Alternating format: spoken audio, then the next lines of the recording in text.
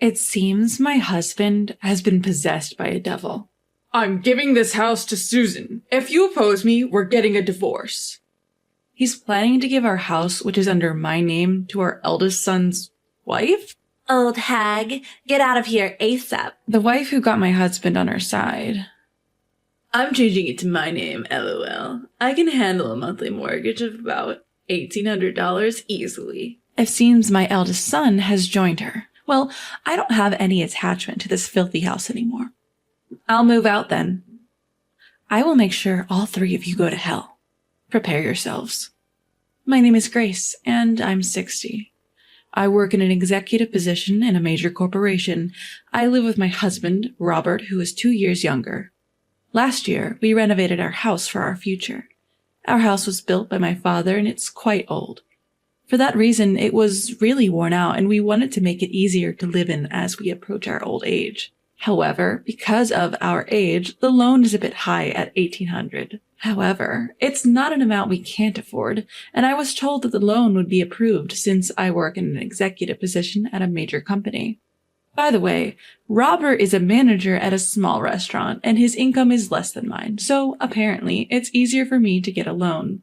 It would be difficult for me to keep paying off the loan with my income. It was originally your father's house, and now it's in your name. I feel bad, but could you pay the entire amount? I'll make up for it by contributing more to our living expenses. We discussed this together and decided to renovate. Our home has become so beautiful and comfortable that it's almost unrecognizable. I was so happy that by renovating the house where I had spent my childhood, I could continue to live there forever. That's what I thought. I never thought the day when I would have to leave this house would come. One day, my smartphone vibrates. I'm getting married. I was told this by my eldest son, Jack, over the phone. Jack is 31 years old and a section chief at a major company. Our eldest son has always been diligent, dedicating himself to studying and club activities. He's also very dedicated to his work after being an adult. Because of that, I hadn't heard any rumors about his love life. I was really curious about the woman that Jack was thinking of marrying. Indeed, very intriguing. What kind of woman could she be? If Jack likes her, she must be wonderful. But I wonder if she's scheming something, taking advantage of Jack's lack of dating experience.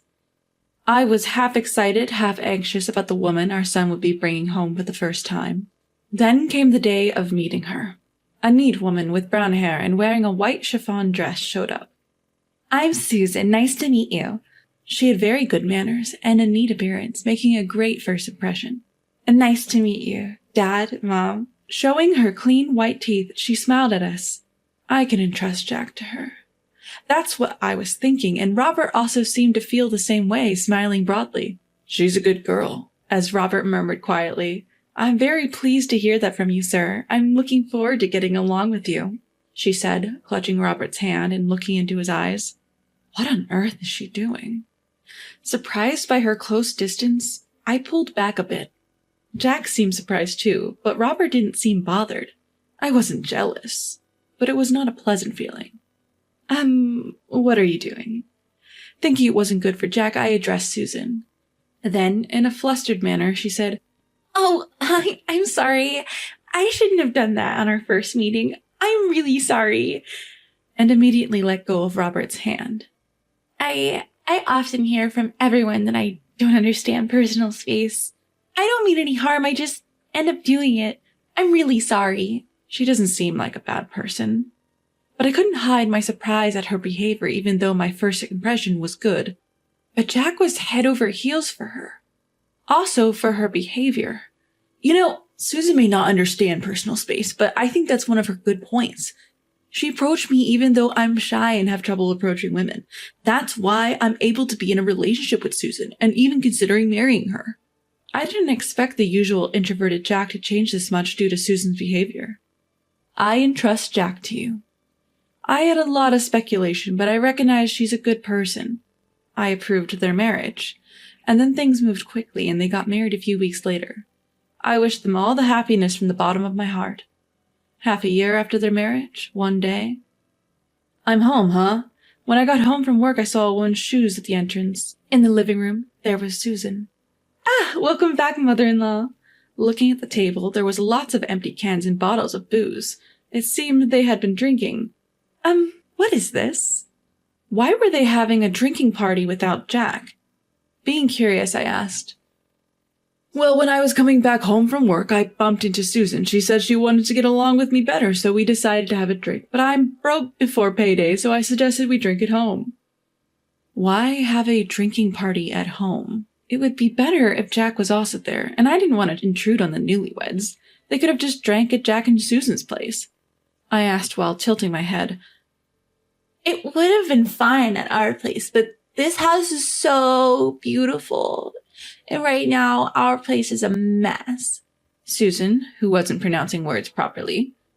I was surprised because she usually speaks politely, but she started speaking casually, probably because she was drinking. But why were they drinking together?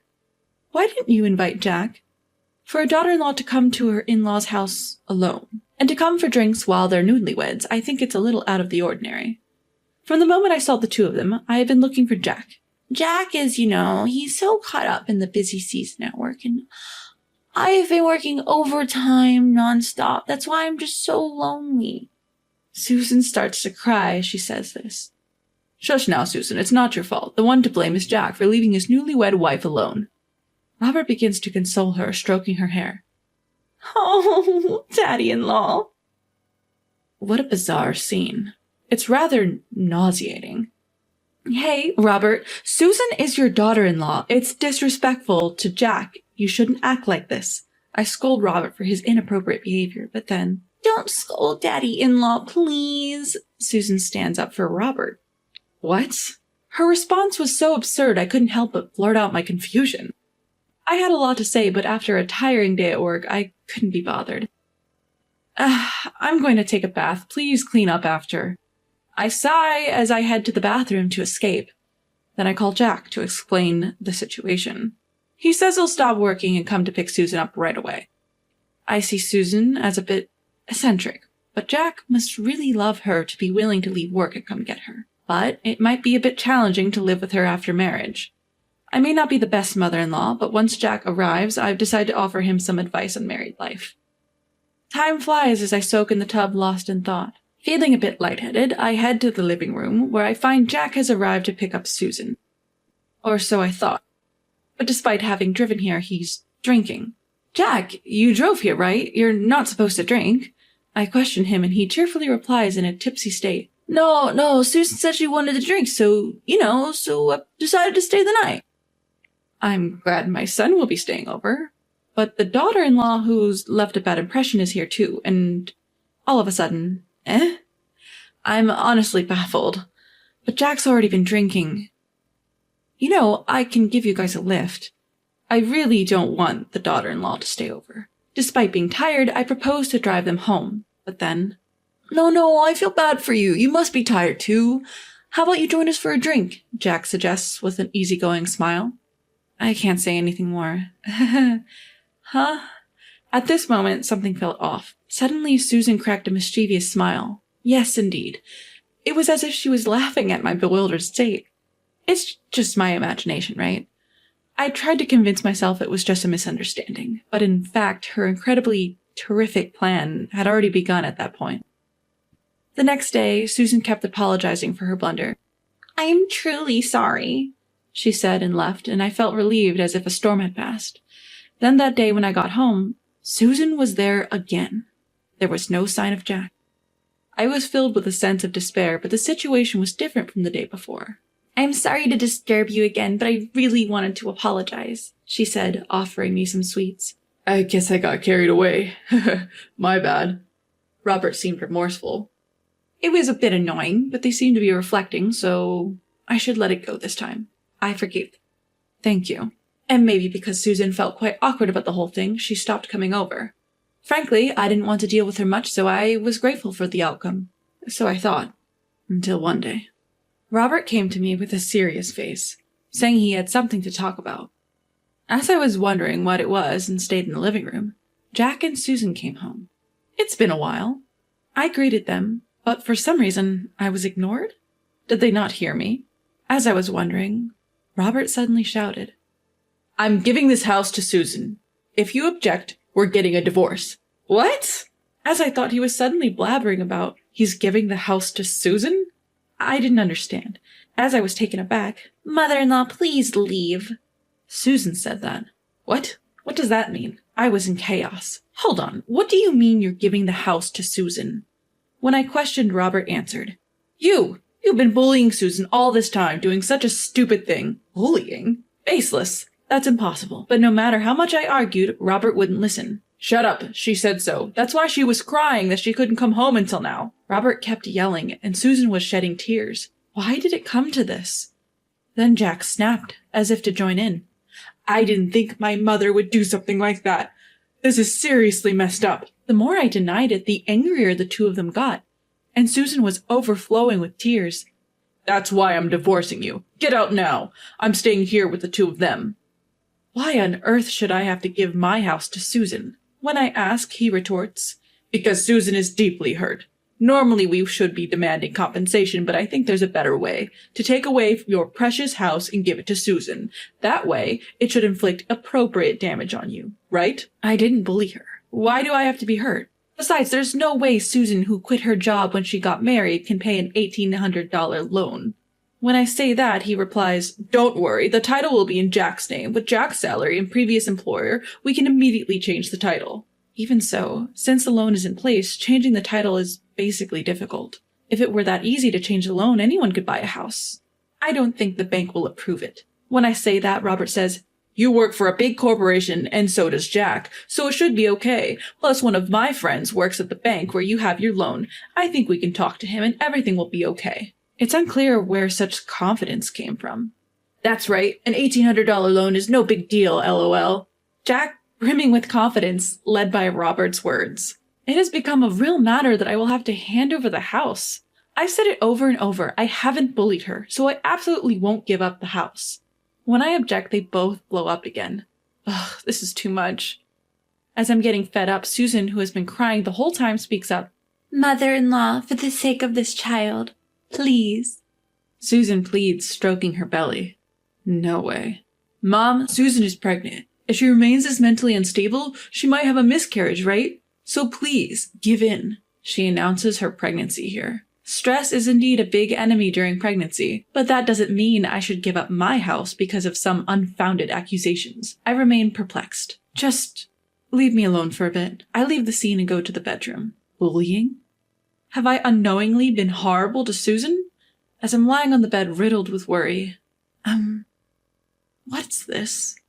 There's a strand of brown hair on the bed. Both Robert's and my hair are black. There's no way a strand of brown hair could fall. Wait, has there been an affair? On top of the early argument, now this awful truth is revealed. My mind is on the verge of exploding. I don't even know what's going on anymore. I cry myself to sleep, and when I wake up, it's night. As I try to enter the living room, I could hear voices. It seems that Jack and Susan aren't back home yet. I wish I could have a drink too. You can't. You're pregnant, remember? Robert and Susan, full of enthusiasm. I found no chance to intervene. The mysterious accusation of Susan left me in despair. As I remained unable to enter the living room, suddenly I heard the sound of an intimate encounter. Oh, Susan, I love you. Stop it, Robert. Jack and my mother-in-law will find out, you know. Huh? What the hell are Robert and Susan doing? What on earth is happening here? Don't worry, Jack is passed out drunk, and Grace hasn't come out of her room for a while. She's probably sleeping already. LOL, is she sulking? LOL, too funny, LOL. The brown hair probably belonged to Susan. It's disgusting. What were these two doing on the bed I was sleeping in until just a few moments ago? I feel nauseous. I bet they kicked me out and planned to have a good time with Susan, hidden from Jack. My home, a venue for their illicit affair. Fine. I'll let go of this disgusting home. But you will see consequences. The next morning, I acted as if I'd been asleep in my room and nothing happened in front of the three. Actually, I didn't want to sleep in that bed anymore, and I was too shocked to get any sleep. Finally handing over the house. When I said, I've decided to hand over the house, everyone broke into a grin. Great, let's get the transfer of ownership done. I'm sure I can get a loan approved in no time. Jack is quite excited. This kid probably doesn't know anything. It made me sad, but I won't tell the truth to a son who doesn't listen to his mother and is completely controlled by his wife. Not yet. And then days of hustle and bustle followed with divorce procedures and transfer of ownership. It was quite tough, but somehow we managed to change the ownership. From today, it's no longer your house, Robert cheered. Get out of here, old lady, LOL, Susan whispered into my ear. It pissed me off. I'll leave. You don't have to tell me. Letting go of the house I lived in all my life, it was sad, but had become a place of infidelity. No regrets left. From now on, I'll mess with these three and their odd relationship. You all will be sorry for what you did. About a month after I moved out, finally I'm ready, I returned to my former home. When I rang the doorbell, "What does a stranger want here?" Even after such a long time, Robert was furious. "Can I come in? I have something to say," I assertively requested. "Why should I let you in my house?" Robert is reluctant to let me in. I have something important to say. It's also for Susan's sake. Something important for Susie? As soon as I mentioned her name, he let me in without hesitation. Honestly, I didn't want to say her name because it made me feel sick, but I knew Robert was soft for her, so I played that card. "An outsider is here." An outsider? Sure, we're divorced and hence strangers now, but is that the right way to say it? I was irritated by Robert's reaction. "What do you want after all this time?" The three of them are on high alert. "I want you to look at this. What is this?" I laid out the photos. The photos are of Robert and Susan on a date. Actually, since we divorced, I had hired a private investigator to tail them. As a result, I obtained photos of them on a date. Just wait a minute. What? Jack is shocked. Then, "What are these photos supposed to mean? We're a close father-in-law and daughter-in-law. Nothing more, nothing less." "Yeah, what do you want taking these nonsensical photos?" Two of them insist they're just close. "Well then, how about this?" I took out my smartphone and played a recording. "I really do love Susan. Hey, if you speak so loudly, Jack and mother-in-law will wake up." It's a recording of Robert and Susan's voices and their indistinct chatter. What? Actually, the day I discovered the relationship, I had recorded their conversation. "No, this is a misunderstanding." Robert desperately tried to explain. "What misunderstanding? This is clearly not okay." As expected, Jack was furious. She kept her head down. I decided to add fuel to the fire. "Listen, I hate to ask, but who's really the father of that baby in your belly?" Jack's face went pale instantly. "Do you mean it's with Dad?" "No way. My father-in-law was pulling it out every time." "Oh." She dug her own grave. "You just admitted it, didn't you? You just admitted it!" The three of them shouted. Robert and Jack ended up wrestling each other. "Ouch!" She seemed to have had a cramp in her stomach due to the fight, interrupting their scuffle. Then I immediately said, "I've been saying this all along, haven't I? I haven't been bullying Susan. Could it be that you were lying just to drive me away? To make Jack believe?" Jack was taken aback. "You're kidding. What the hell? That's just messed up. With you guys, and I couldn't trust my own mom." Jack, who couldn't trust his mother and listened to the wicked woman, seemed to be blaming himself. "Now that you understand all this, spill everything." Jack shouted angrily at the two of them. They hesitated to confess, but then said, "We have enough evidence here. Are we going to court?" The word court triggered them, and they finally began to talk. Apparently, at first, she seemed to have loved Jack, but when they came to our newly renovated and beautiful home for their marriage proposal, she wanted a house like ours. My parents' house was pretty run down, and I was jealous of a beautiful house like this. The interior was quite nice, too, she explained while shedding tears. The woman who wanted a house seemed to have planned to win over Robert on the day of the marriage proposal. So she intentionally ambushed Robert after his work without inviting Jack and drank at home. For several months that Jack did not come home, she nurtured love with Robert and seemed to have planned to push me out. "Then you should have proposed to live together from the beginning." When I said that, she paused and then answered, "I have a bad image of a mother-in-law. My mom and grandma at home fought every day because grandma was bullying my mom. I didn't want to live with a mother-in-law.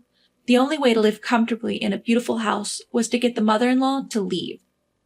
Surely, with such an image, one would not want to live with a mother-in-law, but stealing your father-in-law.